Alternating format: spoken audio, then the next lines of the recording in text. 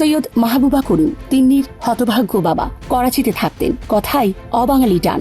জানেন এই ভদ্রলোক কোন তিন্নির বাবা? তিনি হলেন একসময়ের আলোচিত মডেল সৈয়দা তানিয়া মাহবুব তিন্নি, যিনি খুন হয়েছিলেন। তার বাবা তিন্নিকে খুন করার পর মৃতদেহ বাংলাদেশ চীন মৈত্রী সেতুর পশ্চিম দিক থেকে 11 নম্বর পিলারের কাছে নদীতে ফেলে দেওয়া হয়। পরে পুলিশ লাশ উদ্ধার করে মিডফোর্ড হাসপাতালের মর্গে পাঠায়। পরিচয় না পাওয়ায় আঞ্জুমান মফিদুল ইসলাম জুরাইন কবরস্থানে লাশ দাফন করে। এরপর পত্রিকায় লাশের ছবি ছাপা হলে তিন্নির পরিবার বিষয়টি জানতে পারে। সে সময় তিন্নির বাবা দেশে ছিলেন না। তার চাচা সৈয়দ রেজাউল করিম বাদী হয়ে কেরানীগঞ্জ থানায় মামলা করেন। মেয়ে মারা যাওয়ার খবর পেয়ে ঢাকায় আসেন তিন্নির বাবা সৈয়দ মাহবুব করিম। জীবন অবাক না করলে কে করবে? 28% মিল্ক ফ্যাটের অবাক করার সাথে ফ্রেশ মিল্ক পাউডার। জীবন অবাক করুক প্রতিদিন। কেরানীগঞ্জ থানার এসআই কাইয়ুম আলী সর্দার প্রথমে মামলাটি তদন্ত করছিলেন। তিনি তদন্তের শুরুতেই তিন্নির স্বামী শফকাত হোসেন পিয়ালকে গ্রেফতার করেন। পুলিশ ধরে নেয় কোনো ক্ষোভের কারণে পিয়াল তাকে খুন করেন। তবে পুলিশ পিয়ালকে ধরলেও এ খুনের পেছনে যে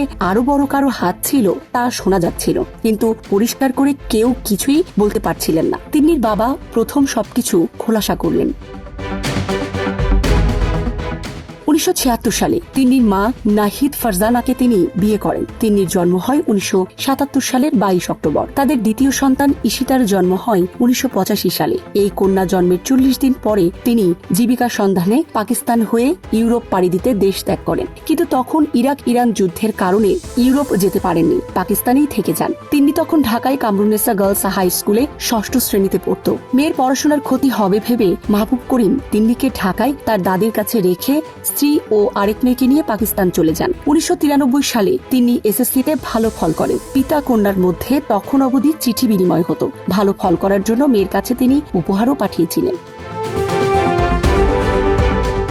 1999 সালে তিনি তিন্নির একটি চিঠি পান। তিনি বাবাকে জানান পিয়াল নামে বরিশালের এক ছেলেকে বিয়ে করেছেন। ছেলে পেশায় ফ্যাশন ডিজাইনার। তিন্নির মায়ের ওই বিয়েতে মত ছিল না। তিন্নির ফুফু তার মাকে বলেছিলেন সোমা নামের একটি মেয়ের সঙ্গে ছেলেটার সম্পর্ক আছে। পরে তিন্নি তার মাকে বলেছিলেন হাতিরপুলের এক মেয়ের সঙ্গে পিয়ালের প্রেম ছিল, সেটা আর নেই। তিন্নির বাবার অভিযোগ ছিল বিয়ের পর থেকেই ছেলেটা তিন্নিকে সিনেমা নাটকে অভিনয় করার জন্য চাপ দিতে থাকে। প্রথম দিকে তিন্নি তাতে রাজি হচ্ছিল না, তখন পিয়াল তাকে মারধর করে। এক পর্যায়ে তিন্নি রাজি হলে জিএম সরকার নামের এক পরিচালক একদিন এসে বলেন তিনি পোশাক কেনার জন্য তিন্নিকে ভারতে নিয়ে যাবেন। তিন্নি একা যেতে রাজি না হলে জিএম সরকার চলে যান। এরপর তাদের সংসারে একটি মেয়ে সন্তানের জন্ম হয়। সেই মেয়ের বয়স যখন 1.5 বছর, তখন পিয়াল একদিন সাবেক এমপি গোলাম ফারুক অভিকে বাসায় নিয়ে আসে। অভিকে দেখেই চমকে ওঠে তিন্নি। সোনারগাঁও হোটেলে এক অনুষ্ঠানে অভির সঙ্গে তার দেখা হয়েছিল আগেই। প্রথম দেখায় অভি তাকে নানা প্রস্তাব দিয়েছিলেন। তিন্নির সেটা ভালো লাগেনি। তিন্নি লক্ষ্য করে তার স্বামী অভির কথাই ওঠবস শুরু করেছে। ধীরে ধীরে তাদের বাসায় অভির আসা যাওয়া বাড়তে থাকে। এক পর্যায়ে তিন্নির ওপরও খবরদারি করতে শুরু করে অভি। তিন্নি কি করবে, কোথায় যাবে, সবই নিয়ন্ত্রণ করে অভি। কথা না শুনলে তিন্নিকে ভয় দেখাতে থাকে।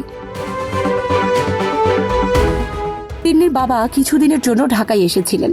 সে সময় অভি একদিন তাকে ফোন করে পিয়ালের বাসায় যেতে বলেন। শুনে কিছুটা অবাক হন। তারপরও গিয়ে দেখেন তার আগেই অভি সেখানে হাজির। একটু পর পিয়াল বাসায় আসেন। তার সামনেই অভি পিয়ালকে উচ্চ স্বরে বকাঝকা করতে থাকেন। বলেন তোর বউ একটা বেশ্যা, তাকে তালাক দিয়ে দে, এই নে কাগজ।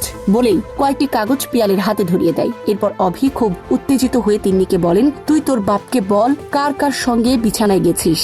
এরপর অভি তিন্নির বাবার সামনেই মেয়ের গায়ের কাপড় অর্ধেক খুলে আবার ছেড়ে দেন। তিন্নির মুখের কাছে পিস্তল ঠেকিয়ে বলেন দেখ তোর সামনেই তোর বাবাকে উলঙ্গ করব। অভির কথার সঙ্গে তাল মিলিয়ে পিয়াল বলে ওঠেন তিন্নির মা করাচিতে লিভ টুগেদার করে। অভি তখন তিন্নির বাবাকে বলেন এখনই চলে যাও, না হলে খরচও হয়ে যাবে। আর তিন্নিকে বলেন তুই আজ থেকে আমার কাছেই থাকবি, 1 মাস পর সব ফয়সলা করা হবে। অভি বলতে থাকেন আমি তোর পেছনে অনেক সময় আর টাকা ঢেলেছি।